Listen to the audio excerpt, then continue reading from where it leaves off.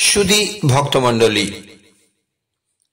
আজ আমরা আস্বাদন করব মৎস্য অবতারের কাহিনী। অতীত কল্পের অবসান প্রায় আসন্ন। পদ্মজনী ব্রহ্মা তন্দাচ্ছন্ন অবস্থা। তিনি দু চোখ আর খুলে রাখতে পারছেন না। ঘুমে আচ্ছন্ন হলেন। নিদ্রাকালে তার মুখ দিয়ে নির্গত হলো নানা উপদেশাবলী, যা ঋক, সাম, যজু, অথর্ব বেদ নামে খ্যাত। সেই সময় হয়গ্রীব নামে এক অসুর সেই সব বেদরাজি শ্রবণ করল এবং সেখান থেকে চলে গেল। এ তথ্য ভগবান শ্রীহরির কাছে অজ্ঞাত রইল না। দানবের কাছ থেকে ওই সব বেদরাজি উদ্ধার করতেই হবে।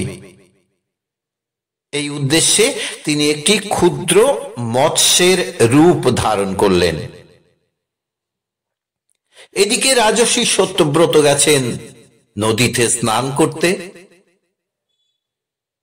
বৃতমালা নদীতে স্নান করার পর তিনি তর্পণ করার জন্য অঞ্জলি পেতে নদীর পবিত্র স্বচ্ছ জল ভরতে যাবেন।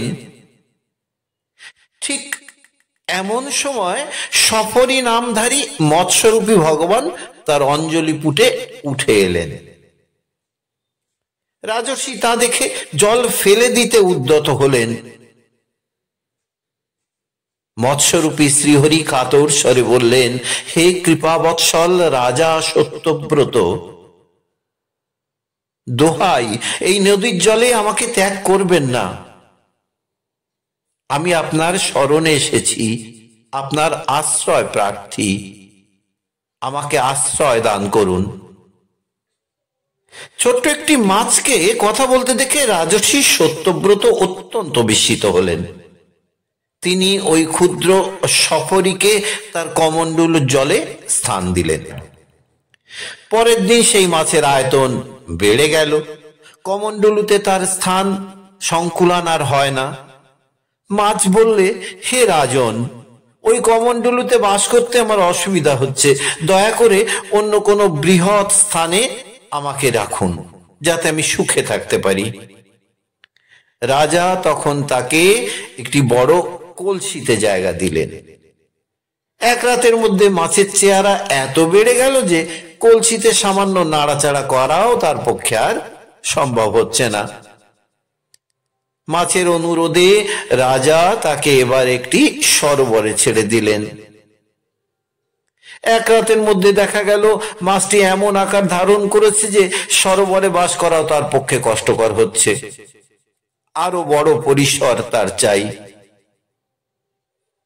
রাজা এবার তাকে নিয়ে এলেন একটা হ্রদে। সেখানেও একই অবস্থা। এক রাতের মধ্যে ওই মাছ মহামৎস্যে পরিণত হলো। এরপর রাজা সেই মৎস্যটিকে নিয়ে গেলেন নদীতে, কিন্তু তাতেও স্থান কুলায় কোথায়? রাজা পড়লেন মহা সমস্যায়। মাছ বলল, আমাকে আরো বড় এক পরিসরে রাখার ব্যবস্থা করুন হে মহারাজ। রাজর্ষি ঠিক করলেন এই মাছের পক্ষে সমুদ্রই শ্রেয়। এই মনে করে সাগরের দিকে হাঁটলেন। মাছ আঁতকে উঠল, হে রাজন, আমাকে সাগরে দেবেন না। ওখানে কত রকমের বড় বড় জলজ জন্তু আছে।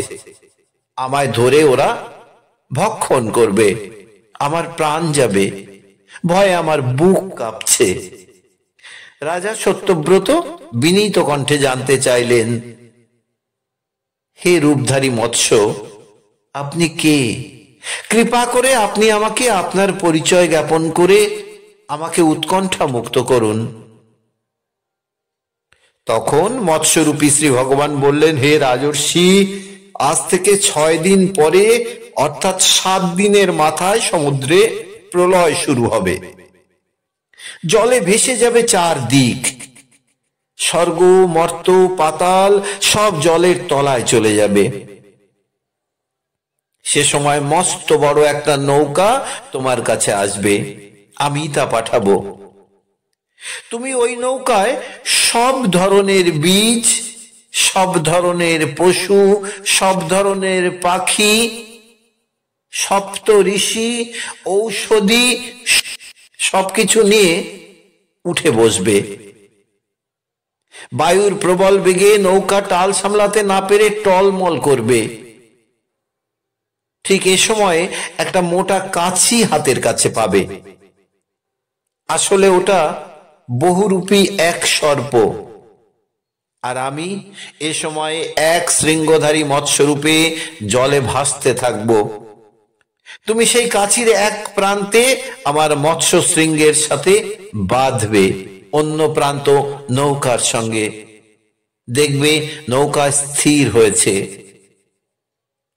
শ্রী বিষ্ণু এই উপদেশ দান করে সেই স্থান থেকে সমুদ্রের অতুল নীল জলরাশিতে অদৃশ্য হলেন। রাজর্ষি সত্যব্রত শ্রীহরির আদেশ অনুসারে বীজ, পশু, পাখি, ঔষধি এবং সপ্ত ঋষিকে একত্রিত করে সেই নির্দিষ্ট দিনটির জন্য অপেক্ষা করতে লাগলেন। সপ্তম দিনে দেখা দিল সেই প্রলয় দুর্যোগ। সমুদ্রের জল ফুলে ফেপে উঠল, জলে প্রবল আলোড়ন দেখা দিল, প্লাবিত হলো সম্পূর্ণ পৃথিবী। রাজা সত্যব্রত দেখলেন একটা নৌকা আসছে। তিনি সেই নৌকায় বীজ, ঔষধি, পশু, পাখি এবং ঋষিদের সঙ্গে নৌকায় উঠে পড়লেন। সমুদ্রের বিশাল বিশাল তরঙ্গের আঘাতে নৌকা ডুবে যাওয়ার উপক্রম। বিপদের সম্ভাবনা দেখে রাজা সত্যব্রত আকুল হয়ে শ্রী ভগবানের শরণ নিলেন।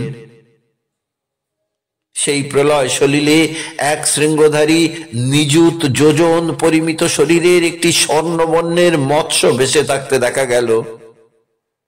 কাচির ন্যায় দৃষ্ট বহুরূপী বাসুকির দ্বারা নৌকা এবং মৎস্যের শৃঙ্গের সাথে বাধা হল। মৎস্য অবতারের পূর্ব নির্দেশ অনুযায়ী তারপর নৃপতি শ্রীহরির নাম গান করতে লাগলেন।